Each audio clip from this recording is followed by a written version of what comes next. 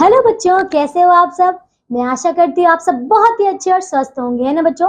तो बच्चों, आज की कक्षा में हम शुरू करने वाले हमारा अध्याय नंबर 19। ठीक है, इसका नाम है वाक्य विचार, मतलब सिंटैक्स। ठीक है बच्चों, तो चलिए देखते हैं हमारा ये नया अध्याय। बच्चों, इससे पिछली कक्षा में आपने क्या देखा था, वाच्य के बारे में, है ना। आज हम पढ़ने वाले हैं वाक्य विचार। ठीक है बच्चों, तो क्या आपने जो पिछले अध्याय में पढ़ा था, आपने उसका अच्छे से अभ्यास कर लिया है। मैं आशा करती हूँ कि हाँ, आप सभी ने अच्छे से अभ्यास कर लिया होगा, है ना। तो चलिए शुरू करें ये नया अध्याय। आइए बच्चों, देखिए बच्चों, यहाँ पे देखिए तो निम्नलिखित को ध्यान पूर्वक पढ़िए। बच्चों देखिए, यहाँ पे कुछ वाक्य दिए गए हैं, चलिए इन्हें ध्यान पूर्वक पढ़ते हैं। ठीक है, देखिए पहला है, जिस तरह मनुष्य में जीवन है उसी तरह वृक्षों में भी जीवन है। ठीक है। दूसरा देखिए, जब देश स्वतंत्र हुआ तब उसकी जनसंख्या 36 करोड़ थी। ठीक है। तीसरा देखिए, मनुष्य को अच्छा जीवन किस प्रकार बिताना चाहिए, यह धर्म ही बताता है। ठीक है। चौथा देखिए, हर धर्म जियो और जीने दो का ही संदेश देता है। ठीक है बच्चों, तो ये चार हमारे वाक्य हैं। आइए देखिए कि इन वाक्य द्वारा ये हमें क्या बताना चाहते हैं। देखिए, उपयुक्त सभी कथन हमारे मुख से निकलने वाली ध्वनियां हैं, है ना। ये ध्वनियां सार्थक हैं। सार्थक मतलब इनका एक पूर्ण रूप से अर्थ है। ठीक है। इनमें पदों का व्यवस्थित क्रम है, अतः ये वाक्य है। तो बच्चों, आपको समझ आ रहा है कि वाक्य होते क्या हैं। जब आप शब्दों को बहुत ही क्रमानुसार एकदम रख देते हैं, जबकि उनका हमें क्या मिले, एक सार्थक अर्थ मिलता हो। ठीक है, जो कि बिल्कुल सार्थक हो, तो उन्हीं को हम क्या कहते हैं, वाक्य कहते हैं। ठीक है, चलिए वाक्य की परिभाषा देखते हैं बच्चों। देखिए क्या है, सार्थक समूहों का ऐसा समूह जो, दोबारा बोल रही हूं, सार्थक शब्दों का ऐसा समूह जो व्यवस्थित हो और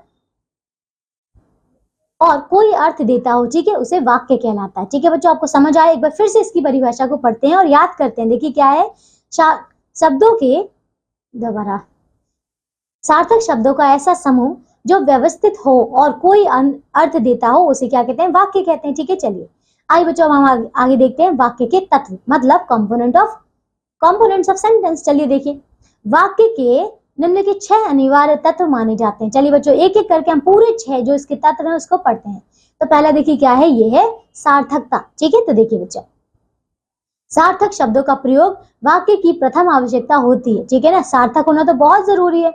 अगर वाक्यों का सही रूप ही नहीं होगा, सही अर्थ ही नहीं निकलेगा, तो फिर वाक्य के होने का क्या मतलब होगा, है ना। चलिए आगे देखिए आप, निरर्थक शब्दों का समूह वाक्य संरचना नहीं कर सकता। ठीक है बच्चों, ऐसे शब्द वाक्य में सार्थक शब्दों के साथ तभी प्रयोग किए जा सकते हैं जब वे भी कुछ अर्थ दें। ठीक है बच्चों, समझ आया आपको कि जब वो कुछ अर्थ देते हो तभी हम उनका प्रयोग कर सकते हैं। देखिए जैसे कि क है, क्या क्या चै लगा रखी है। ठीक है बच्चों, देखिए, और दूसरा ख क्या है, कुछ पानी वानी लाओ। तो बच्चों इसमें देखो, यहाँ निरर्थक शब्द जो हैं वो चै और नाहक, बोलने तथा वाणी आदि है।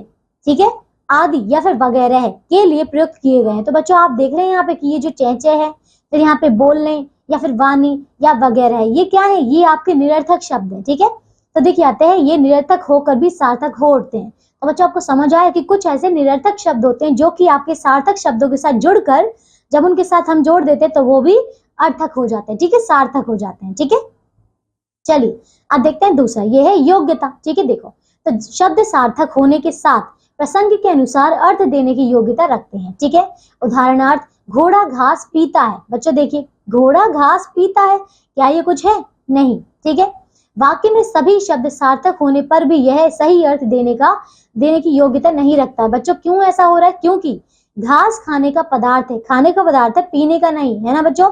इसी वजह से इसे घोड़ा घास खाता है। ठीक है, ये होगा, क्रम में रखेंगे तभी यह योग्यता की शर्त पूरा कर सकेगा। तो बच्चों आपको समझ आया, यहाँ पे हम देख रहे हैं क्या कि यहाँ पे क्या है आपका, ये योग्यता रखने वाले शब्द को ही यहाँ पे लगाना होगा। ठीक है, जैसे कि हमने देखा कि जो घोड़ा घास पीता है, इनमें जो हर शब्द है ना, हर एक शब्द वो क्या है, सार्थक है। लेकिन आपका, क्योंकि यहाँ पे जो शब्द जिसके साथ योग्यता रखता है वहीं पर प्रयोग होना चाहिए, अदरवाइज नहीं तो वो वहां पे निरर्थक हो जाएगा। ठीक है बच्चों, जिस प्रकार ये उदाहरण है। चलिए अब आगे देखते हैं तीसरा। तो देखिए, ये आकांक्षा। ठीक है, आकांक्षा, चलिए देखें, आकांक्षा का अर्थ है इच्छा। ठीक है बच्चों, देखो अब वाक्य में प्रति प्रश्न की इच्छा नहीं झलकनी चाहिए, अपितु उसका पूर्ण अर्थ निकलता हो। जैसे कि देखिए क्या है, दिन में सोता है। ठीक है, यहाँ प्रश्न उठता है कि कौन दिन में सोता है ना बच्चों। तो देखिए, दिन में सोता है शब्द समूह आकांक्षा की शर्त पूरी ना करने के कारण वाक्य नहीं माना जा सकता। तो बच्चों आप देख रहे हैं यहाँ पे कि दिन में सोता है, पर कौन सोता है इन्होंने ये नहीं बताया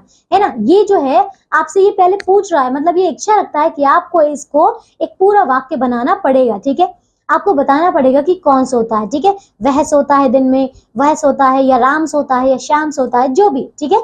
चलिए बच्चों, इसी वजह से ये जो है आपका दिन में सोता है, ये आपका पूर्ण वाक्य नहीं माना जाएगा, ठीक है। चलिए अब आगे करते हैं। ये है चौथा। तो अब देखिए क्या है, आसक्ति या निकटता, ठीक है। देखिए वाक्य के पद एक दूसरे के समीप रहने चाहिए, ठीक है। यह तभी संभव है जब पूरा वाक्य एक साथ उच्चारित हो। बच्चों आप देख रहे हैं क्या है, निकटता कब होगी यहाँ पे, देखिए निकटता तो होनी चाहिए है ना। और देखिए ये पूरा वाक्य तभी संभव हो सकता है जब वो एक साथ में उच्चारित हो, ठीक है बच्चों। देखो यदि कुछ ठहराव या वलाघात दिखाना हो तो विराम चिन्हों का प्रयोग किया जाता है, ठीक है बच्चों। आप समझ पा रहे हैं कि देखिए जब हम बोलते हैं ना तो हम लगातार नहीं बोलते है ना, हम कुछ क्षण के लिए यहाँ पे रुकते हैं है ना, विश्राम करते हैं।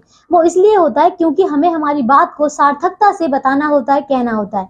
तो वहां पे रुकने के लिए हम क्या करते हैं, हमारे विराम चिन्हों का प्रयोग करते हैं, ठीक है बच्चों। देखो अब आगे, यदि पहले देश के राष्ट्रपति कहा जाए और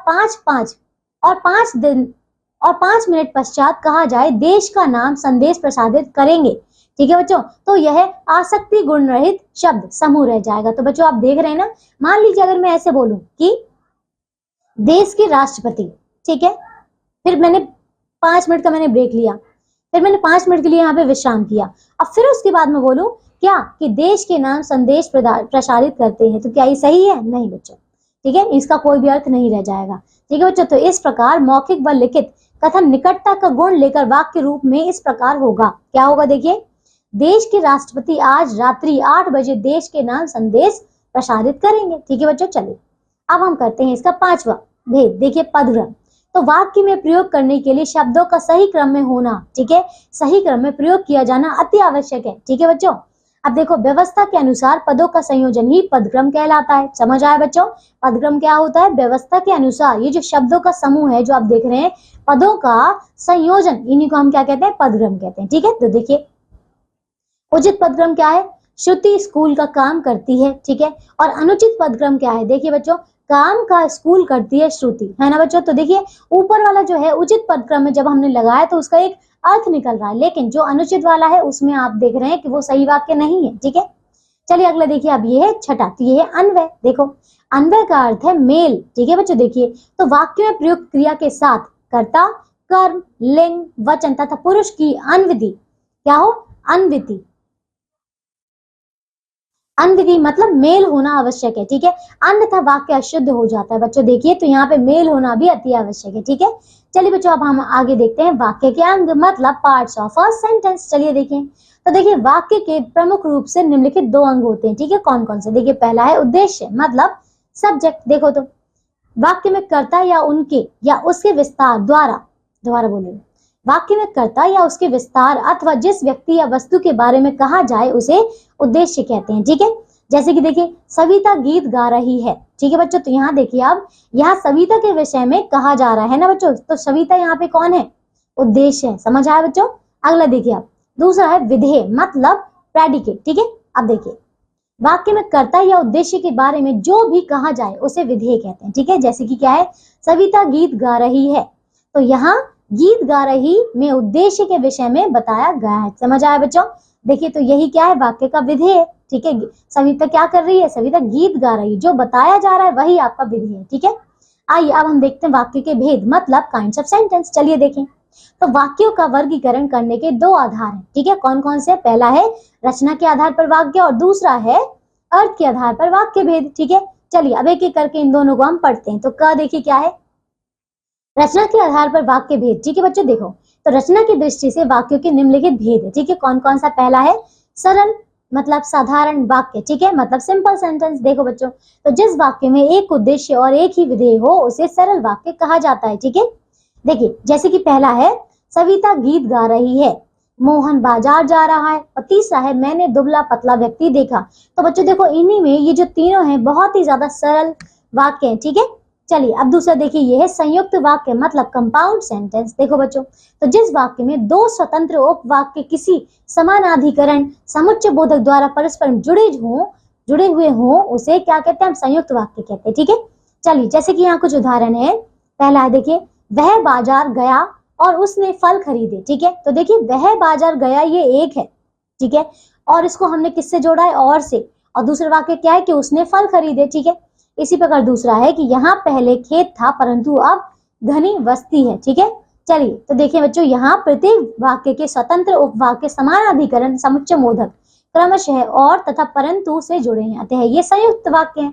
समझ आ गया बच्चों। चलिए अब तीसरा है मिश्र वाक्य मतलब कॉम्प्लेक्स सेंटेंस। ठीक है, देखो बच्चों, तो जिस वाक्य में एक मुख्य उपवाक्य और शेष आश्रित उपवाक्य हो उसे मिश्र वाक्य कहा जाता है। ठीक है, चलिए देखिए, तो मिश्र वाक्य में उपवाक्य व्यधिकरण, ठीक है, समुच्चय बोधक शब्दों के द्वारा जुड़े होते हैं। चलिए बच्चों देखते हैं उदाहरण से। तो पहला है, प्रधानाचार्य ने कहा कि कल छुट्टी रहेगी। तो बच्चों आप देख रहे हैं ना, यहाँ पे क्या देखा है हमने कि ये जो है आपका मुख्य वाक्य मतलब मुख्य उपवाक्य और जो शेष आश्रित उपवाक्य है वो क्या है, इन दोनों को हम क्या कहते हैं, ये मिश्रित वाक्य। ठीक है, और ये जो है आपका किससे, ये आपके व्याधिकरण समुच्चय बोधक से जुड़े हुए होते हैं। ठीक है, तो आप देखिए जैसे कि पहला आपने देखा प्रधानाचार्य ने कहा कि कल छुट्टी रहेगी, और दूसरा है वह कौन सा क्षेत्र है जहां मानव ने अपना कदम नहीं रखा। ठीक है, तो देखिए उपरोक्त दोनों वाक्यों के उपवाक्य व्याधिकरण द्वारा व्यधिकरण समुच्चय बोधक क्रमशः की तथा जहां द्वारा जुड़े हैं। ठीक है बच्चों, आते हैं ये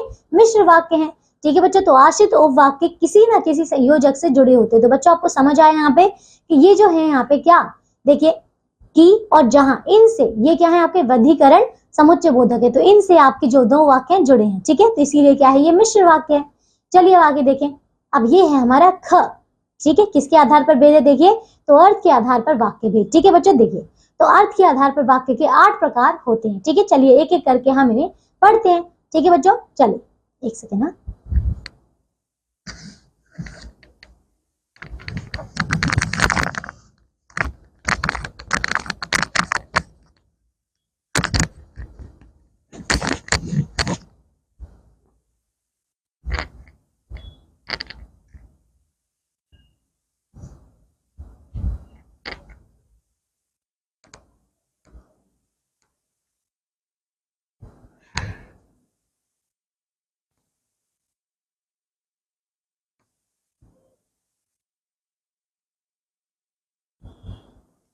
चलिए तो पहला इसका क्या है, देखिए ये है विधानवाचक वाक्य मतलब क्या है, अफर्मेटिव सेंटेंस। देखिए बच्चों, तो जिन वाक्यों में क्रिया के करने या होने का सामान्य कथन हो उन्हें विधानवाचक वाक्य कहते हैं। ठीक है, जैसे कि देखिए बच्चों क्या है, पहला है गोस्वामी तुलसीदास ने रामचरितमानस की रचना की। ठीक है, और दूसरा है हिंदी हमारी राजभाषा है। तो बच्चों आप देख रहे हैं यहाँ पे क्या है, विधानवाचक वाक्य में आप देखो कि जिन वाक्यों में क्रिया के करने या होने का सामान्य कथन हो, जैसे कि आपने देखा कि क्या गोस्वामी तुलसीदास ने रामचरितमानस की रचना की, तो क्या रचना की। ठीक है, और दूसरा क्या है, हिंदी हमारी राजभाषा है। ठीक है, तो ये आपका क्या है, विधानवाचक वाक्य है।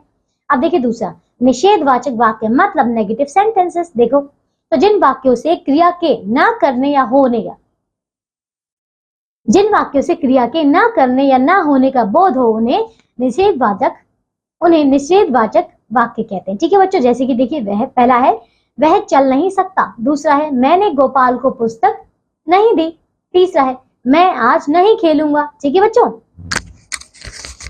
चलिए तो अब इसका तीसरा देखते हैं, ये है प्रश्नवाचक वाक्य मतलब इंटेरोगेटिव सेंटेंसेस। देखो बच्चों, जिन वाक्यों से किसी कार्य अथवा विषय के संबंध में प्रश्न पूछने का बोध हो उसे प्रश्नवाचक वाक्य कहते हैं। ठीक है, जैसे कि क्या है, पहला है वह क्यों नहीं आया, दूसरा है तुम कौन हो, तीसरा है वह कहाँ रहता है। ठीक है, तो ये तीनों आप देख रहे हैं, इन तीनों में प्रश्न पूछा जा रहा है। ठीक है बच्चों, अब देखिए चौथा, तो ये है विस्मयादि बोधक वाक्य मतलब एक्सक्लेमेटरी सेंटेंस। ठीक है, चलिए देखिए आप जिन वाक्यों से प्रसन्नता, आश्चर्य, घृणा, शोक जैसे भावात्मक आवेगों का बोध हो उन्हें क्या कहते हैं, बताइए, उन्हें कहते हैं विस्मयादि बोधक वाक्य। ठीक है बच्चों, चलिए उदाहरण देखें, जैसे कि अरे इतना लंबा आदमी। ठीक है, दूसरा देखिए आहा कैसा सुंदर दृश्य है। ठीक है, तीसरा देखिए हाय क्या ये क्या हो गया। ठीक है, तो ये देखें आपने बच्चों तीनों में ये जो अरे, आहा और ये जो हाय है ना, ये तीनों ही आपके क्या है, विस्मयादि बोधक है। ठीक है, चलिए बच्चों अगला देखिए पांचवा, तो ये है आपका आज्ञावाचक वाक्य मतलब इंपरेटिव सेंटेंसेस। ठीक है, चलिए देखिए, तो जो वाक्य आज्ञा या अनुमति का बोध कराएं उन्हें आज्ञावाचक वाक्य कहते हैं। जैसे कि पहला है आप चुप रहिए। ठीक है, तो इसमें आज्ञा दी जा रही है ना कि आप चुप रहिए। ठीक है, दूसरा देखिए आप तुम यहाँ से बाजार चले जाओ। ठीक है, चलिए अब आगे देखिए, इसका है छठा, तो ये है इच्छा सूचक वाक्य, मतलब क्या है, ऑप्टेटिव सेंटेंसेस। ठीक है, चलिए देखिए, तो जिन वाक्यों से कर्ता की कामना, इच्छा, आशा आदि का बोध हो वे इच्छा सूचक वाक्य कहलाते हैं। ठीक है, जैसे कि क्या है उदाहरण, पहला देखिए क्या है, कमरे से बाहर निकल जाओ। ठीक है, तो इसमें आदेश दिया जा रहा है। ठीक है, इच्छा जताई जा रही है। दूसरा देखिए, एक गिलास पानी लाओ। तीसरा देखिए क्या है, अब तुम जा सकते हो। ठीक है, चलिए अब हम देखते हैं सातवां, तो ये है संदेहवाचक वाक्य, मतलब सेंटेंस शोइंग डाउट। ठीक है, देखिए जिन वाक्यों से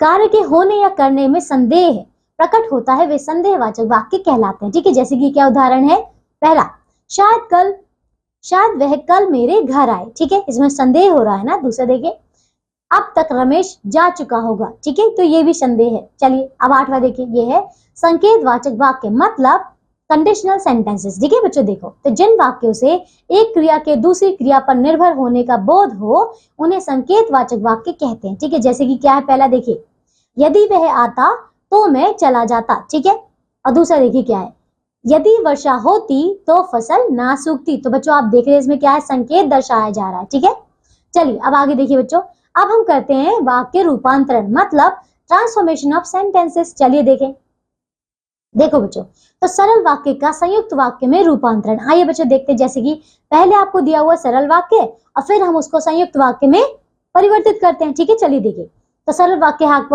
तो बच्चों सरल वाक्य आपका पहला है क्या, देखिए, वह थैला उठाकर बाजार चला गया। ठीक है, अब देखिए संयुक्त वाक्य होगा कि उसने थैला उठाया और बाजार चला गया। दूसरा देखिए, सूर्योदय होने पर फूल खिलने लगे। ये आपका सरल वाक्य है, तो इसका संयुक्त वाक्य होगा कि सूर्योदय हुआ और फूल खिलने लगे। ठीक है, तीसरा, ठग माल लेकर चंपत हो गया। ठीक है, तो संयुक्त वाक्य इसका होगा तीसरा कि ठग ने माल लिया और चंपत हो गया। ठीक है, अब चौथा देखिए, धनी होने पर भी वह विनम्र है। ठीक है, तो ये क्या है, सरल वाक्य, और संयुक्त वाक्य है कि वह धनी है परंतु विनम्र है। ठीक है, चलिए अब आगे देखिए, ये है सरल वाक्य का मिश्र वाक्य में रूपांतरण। चलो देखो, तो सरल वाक्य है परिश्रमी व्यक्ति अवश्य सफल होता है। ठीक है, और इसका मिश्र वाक्य है जो व्यक्ति परिश्रमी होता है वह अवश्य सफल होता है। ठीक है, दूसरा देखिए, अब अफसर बनने पर भी उसका व्यवहार मधुर है। ठीक है, तो इसका मिश्र वाक्य होगा यद्यपि वह अफसर बन गया है फिर भी उसका व्यवहार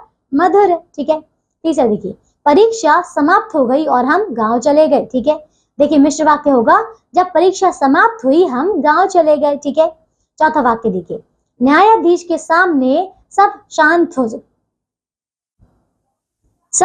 रहते हैं। ठीक है, तो इसका मिश्र वाक्य होगा जब न्यायाधीश सामने होता है सब शांत रहते हैं। ठीक है, चलिए बच्चों अब हम आगे देखते हैं संयुक्त वाक्य का मिश्र वाक्य में रूपांतरण। चलिए बच्चों देखें, एक सेकेंड ना चेक कर लेते हैं।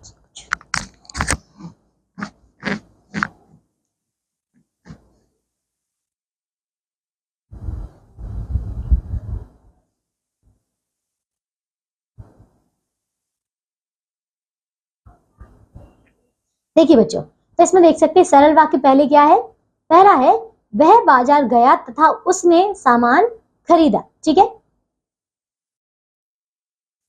तो इसका मिश्र वाक्य क्या होगा, देखिए, वह बाजार गया क्योंकि उसे सामान खरीदना था। ठीक है, तो ये आपका मिश्र वाक्य है। दूसरा देखिए, अमित ने बात बताई और रमा हंस पड़ी। ठीक है, तो मिश्र वाक्य क्या होगा, अमित ने ऐसी बात बताई कि रमा हंस पड़ी। तीसरा देखिए, विद्यार्थी परिश्रमी होता है तो अवश्य सफल होता है। ठीक है, तो ये मिश्र वाक्य होगा इसका, जो विद्यार्थी परिश्रमी होता है वह अवश्य सफल होता है। ठीक है, चौथा देखिए, यहाँ दुर्गंध है और यहाँ बैठा नहीं जाता। ठीक है, अब देखिए इसका मिश्र वाक्य होगा, यहाँ इतनी दुर्गंध है कि बैठा नहीं जाता। ठीक है बच्चों, चलिए तो हमने इसके कई सारे उदाहरण देख लिए हैं बच्चों। आइए अब हम करते हैं अर्थ की दृष्टि से वाक्य परिवर्तन। चलिए देखिए परिवर्तन करते हैं अर्थ की दृष्टि से।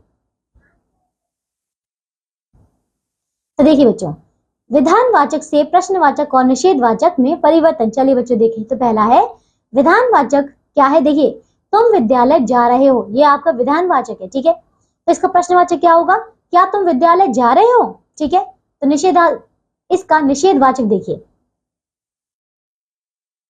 तुम विद्यालय नहीं जा रहे हो, ठीक है। चलिए अब दूसरा देखिए, विधानवाचक वाक्य होगा इसका कि पुलिस को देखते ही चोर भाग गए, ठीक है।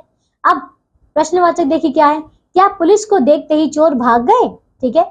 निषेधवाचक देखिए आप, पुलिस को देखते ही चोर नहीं भागे, ठीक है। चलिए अगला देखिए आप, अब है विधानवाचक से आज्ञावाचक में परिवर्तन। चलो देखो, पहला है विधानवाचक, ठीक है, क्या है, रवि प्रतिदिन मंदिर जाता है, ठीक है। तो इसका आज्ञार्थक क्या होगा, देखिए, रवि प्रतिदिन मंदिर जाया करो, ठीक है। चलिए दूसरा देखिए अब है विधानवाचक, ठीक है, देखिए क्या है, तुम बाजार जा रहे हो, ठीक है। तो आज्ञावाचक होगा क्या, तुम बाजार जाओ, ठीक है बच्चों। चलिए तो देखिए बच्चों, हमने सभी प्रकार के वाक्य कर लिए हैं, उनके परिवर्तन भी देख लिए हैं ना बच्चों। चलिए तो आइए बच्चों, अब हम देखते हैं कि हमने इस पाठ से क्या क्या सीखा है। तो आइए अब हम करते हैं इसके अभ्यास के प्रश्न उत्तर। आइए बच्चों, तो देखिए सबसे पहले क्या है, अति लघु उत्तरीय प्रश्न। तो पहला देखो क्या है, वाक्य के कितने अनिवार्य तत्व माने जाते हैं, बताइए बच्चों कितने तत्व हैं इसके। आइए मैं आपको शुरुआत में ही दिखा देती हूँ, ठीक है, देखो। तो देखिए ये आपके देख रहे हैं यहाँ पे, ये क्या है, इसके तत्व हैं, ठीक है। कितने तत्व माने जाते हैं, 6 तत्व। कौन कौन से, देखिए, पहला सार्थकता, पहला है सार्थकता, दूसरा है योग्यता, तीसरा है आकांक्षा, चौथा आसक्ति या फिर निकटता, और पांचवा है पदक्रम, और छठा है अन्वय, ठीक है बच्चों। चलिए तो ये इसके 6 तत्व माने जाते हैं। आइए अगला देखें आप, तो इसका दूसरा प्रश्न क्या है, देखो बच्चों, ये है वाक्य के कितने अंग होते हैं। तो वाक्य के कितने अंग होते हैं, बताइए, 2। कौन कौन से, एक होता है आपका उद्देश्य, दूसरा होता है विधेय, ठीक है। अब अगला देखिए ख, लघु उत्तरीय प्रश्न, मतलब वाक्य, देखिए तो पहला प्रश्न क्या है इसका, वाक्य किसे कहते हैं, ठीक है बच्चों, बताइए किसे कहते हैं। तो बच्चों हमने क्या देखा था कि शब्दों का सही क्रम, ठीक है, या फिर आप कह सकते हैं शब्दों का एक सही पद क्रम, ठीक है, उस जिससे क्या मिले, हमें एक सार्थक अर्थ मिलता हो, जो कि सार्थक हो, उसे हम क्या कहते हैं, वाक्य कहते हैं, ठीक है। अब दूसरा देखिए, उद्देश्य किसे कहते हैं, ठीक है बच्चों। देखिए किसी भी वाक्य में जिसके बारे में बात की जा रही है, ठीक है, जिसके बारे में, तो उसे ही हम क्या कहते हैं, वो कर्ता होता है, ठीक है। दोबारा बोल रही हूँ, देखिए बच्चों, आप कह सकते हैं, देखिए उद्देश्य किसे कहते हैं, ठीक है। तो उद्देश्य कौन होता है, जिसके बारे में बात की जा रही है, ठीक है, वो, ठीक है। और जो बात कर रहा है, जो कर्ता होता है, ठीक है, वही आपका क्या होता है, उद्देश्य होता है, ठीक है बच्चों। चलिए अब ग देखिए, दीर्घ उत्तरीय प्रश्न। तो पहला देखो क्या है इसमें, सार्थकता तथा योग्यता को स्पष्ट कीजिए, ठीक है। चलिए मैं आपको यहाँ पे दिखाती हूँ, ठीक है बच्चों, कहाँ था सार्थकता, देखिए तो ये है आपका, देखिए कहाँ पे है ये,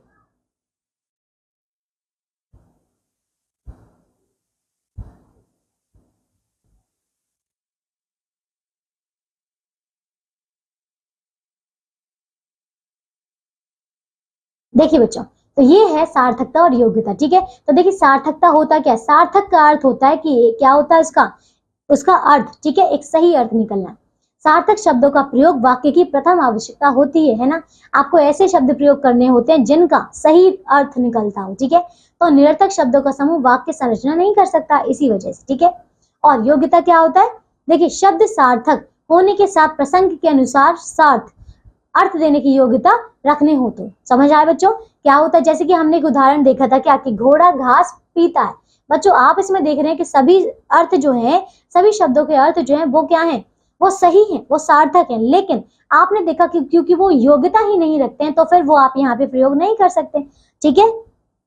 चलिए तो इसका सही प्रयोग क्या था आपका, कि घोड़ा घास खाता है, ठीक है बच्चों। चलिए तो ये दोनों आपको समझ आ गया यहाँ पे। आइए बच्चों अब हम करते हैं, ठीक है, अगला प्रश्न। तो ये हो जाएगा आपका क्या क्या है, देखो तो आपने देखा, अब ग करते हैं, ठीक है, दीर्घ, दोबारा एक सेकेंड ना,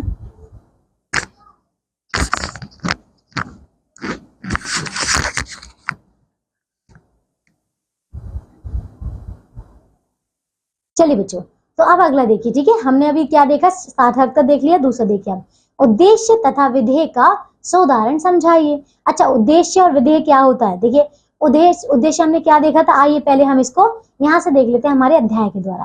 तो देखो उद्देश्य कहाँ पे, देखिए ये है हमारा उद्देश्य, यहाँ देखिए क्या है, ये रहा, वाक्य में कर्ता या उसके विस्तार अथवा जिस व्यक्ति या वस्तु के बारे में कुछ कहा जाए वही क्या होता है, आपका उद्देश्य होता है, ठीक है। अगर इसका उदाहरण देखा जाए, जैसे कि सविता गीत गा रही है, तो इसमें आप देख रहे हैं कि सविता के बारे में बात हो रही, तो वही क्या है, आपका उद्देश्य है, ठीक है।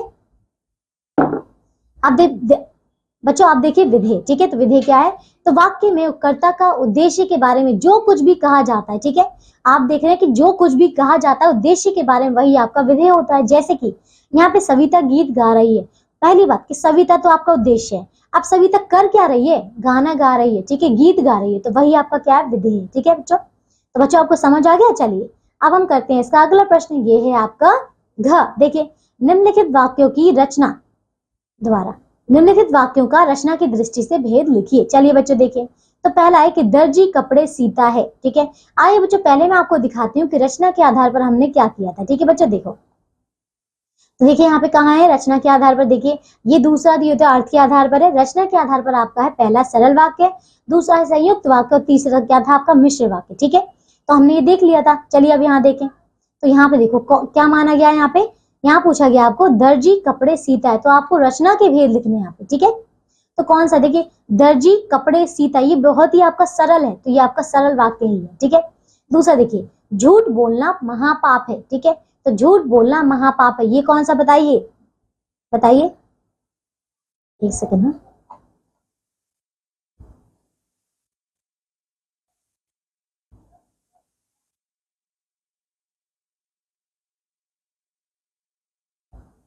एक मिनट,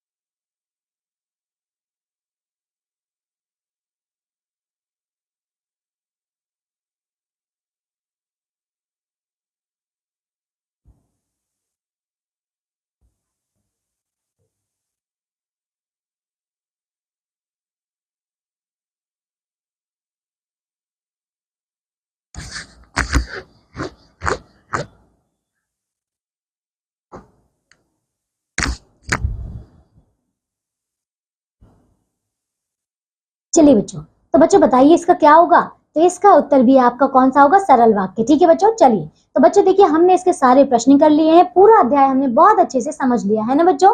तो बच्चों देखिए मैं आशा करती हूँ कि अभी आपको सारे के सारे वाक्य अच्छे से समझ में आ गए होंगे, सारे उदाहरण आपने बहुत अच्छे से समझ लिए होंगे, है ना बच्चों। अब हमें लेंगे एक नई कक्षा में ऐसे ही नए अध्याय के साथ, तब तक के लिए आप सब अपना ध्यान रखिए और स्वस्थ रहिए। बाय।